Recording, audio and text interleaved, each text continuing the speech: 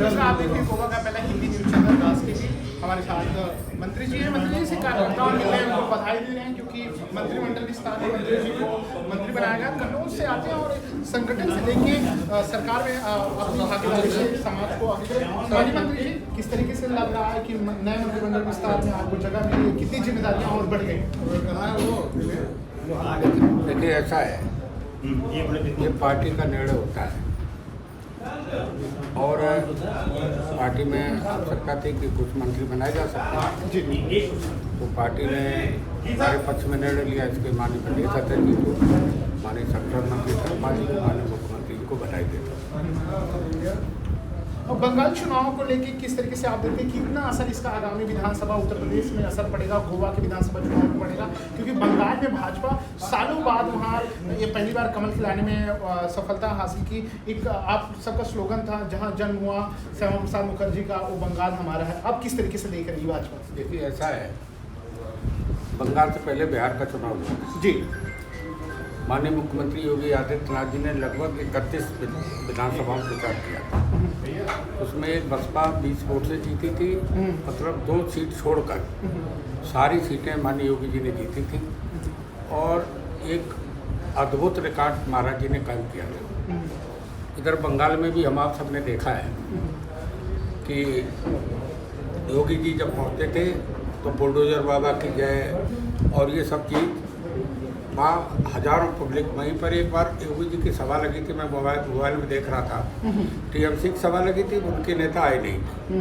इधर योगी जी की सभा लगी थी, वहाँ पर वो आ गए, तो पूरी भीड़ वहाँ से भागती हुई योगी जी की मीटिंग में पहुँची थी, हजारों की संख्या में। तो हमारे माननीय मुख्यमंत्री जी का व्यक्तित्व उत्तर प्रदेश में पूरे विश्व में उनका सम्मान होता है। और माननीय अमित शाह जी, जो कि बहुत ही संगठन के महत्वपूर्ण संस्थापक हैं, उन्होंने कई महीने से पहले ही सारा प्लान बनाया। अपने उत्तर प्रदेश में माननीय सुनील बंसल जी रहे, बहुत अनुभवी व्यक्ति हैं, तो उनका भी मैं समझता हूँ 1 साल से उम्र काम कर रहा हूँ। जब एक दो बार उनके आवास को मिलने गया तो पता लगा बंगाल में, तो माननीय बंसल जी, माननीय अमित शाह जी के प्लानिंग से, माननीय मोदी जी और इधर माननीय योगी जी की सभाओं से प्रचंड बहुमत की जीत हुई है। इसके लिए माननीय प्रधानमंत्री जी, अमित शाह जी, योगी जी, बंसल जी बधाई के पात्र हैं। आखिरी 2 सवाल, क्योंकि आपसे मिलने का तांता लंबा है। अखिलेश यादव आरोप लगा रहे हैं कि पर्ची आती तभी यहाँ मंत्रिमंडल विस्तार होता है, या पर्ची होती वही सीएम करते हैं, पूरी तरीके से दिल्ली से कंट्रोल है। आप इस पे क्या कहेंगे अखिलेश यादव के इस बयान में? देखिए, ऐसा है कि भारतीय जनता पार्टी सर्व समाज की पार्टी है। इसके तमाम संगठन के पद हैं जिनके मुताबिक निर्णय होता है। माननीय मुलायम सिंह जी 3 बार मुख्यमंत्री रहे, अपने घर के नेता थे। उसके बाद अखिलेश जी 2012-17 तक मुख्यमंत्री रहे, खुद मालिक थे। और उस समय उत्तर प्रदेश की हालत क्या थी? कोई दिन नहीं बचता था, कोई जिला नहीं बचता था, प्रत्येक रोड पर जहाँ माता बहनों को लूटा न जाता। पूरा उत्तर प्रदेश में गुंडा राज व्याप्त था। और उसी के बाद जब 17 में मोदी जी के नेतृत्व में उत्तर प्रदेश का चुनाव होता है और प्रचंड बहुमत से भाजपा आती है, माननीय योगी जी को मुख्यमंत्री बनाया जाता है। हम आप सबको मालूम है, उत्तर प्रदेश अपराध मुक्त उत्तर प्रदेश महाराज जी ने कर दिया है। अतीक अहमद जैसे माफिया जमी जोत कर दिए है। अब पूरा प्रदेश में बाबा जी की जय जयकार है और निश्चित तौर से सर्व समाज के लोग भारतीय जनता पार्टी से मोदी जी के नेतृत्व में, योगी जी के नेतृत्व में उत्तर प्रदेश में चल रही है। और जब चुनाव होगा तो इस बार 300 पार भारतीय जनता पार्टी जीते, दुनिया कोई ताकत रोक नहीं सकती। आखिरी सवाल, कांग्रेस डीएमके से अलग हो गई, टीएमसी के खिलाफ चुनाव लड़ी, इंडी गठबंधन जो विपक्षी एकता की बात करती है, क्या आपको लगता है 2027 में विपक्ष एकता के साथ चुनाव लड़ेगी कि उसमें ही फूट आप नजर देख रहे हैं? देखिए, एक बात बताएं जी, जब देश 15 अगस्त 1947 को आज़ाद हुआ, पंडित जवाहरलाल नेहरू जी प्रधानमंत्री बने, उनके बाद श्रीमती इंदिरा गांधी जी बनी और उनकी मृत्यु के बाद उनके बेटे राजीव गांधी जी बने। तो इन लोगों का एक युग था, अब वो युग उनका समाप्त हो गया।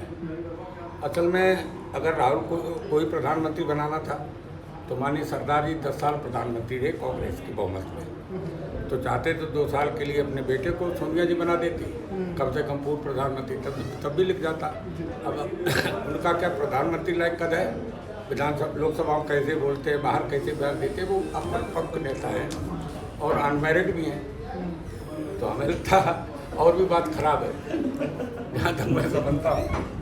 तो निश्चित तौर से मोदी जी 14 में जब प्रधानमंत्री बने थे तब भारत दुनिया में 11वें नंबर पे था, और जब मोदी जी का 11 साल का कार्यकाल पूरा होता है तो विश्व के सर्वे में भारत 4थे नंबर पर है। और जब तक 2047 आएगा विकसित होकर भारत दुनिया का 1 नंबर का देश होगा। इधर उत्तर प्रदेश में गुजरात खत्म हुआ, देश विदेश के तमाम उद्योग लगाने लगे।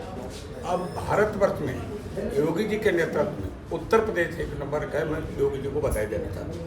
राष्ट्रपति से बात करने के लिए मंत्री जी बहुत बहुत धन्यवाद। धन्यवाद। ये थे नए मंत्रिमंडल विस्तार में कैलाश सिंह राजपूत को मंत्रिमंडल में जगह मिली। अब इनके ऊपर बहुत जिम्मेदारी होगी 2027 में, क्या भाजपा एक बार फिर कमल खिला पाएगी, देखना दिलचस्प होगा। बाकी खबरों के लिए देखते रहें गोवा का पहला हिंदी चैनल राज टीवी के साथ।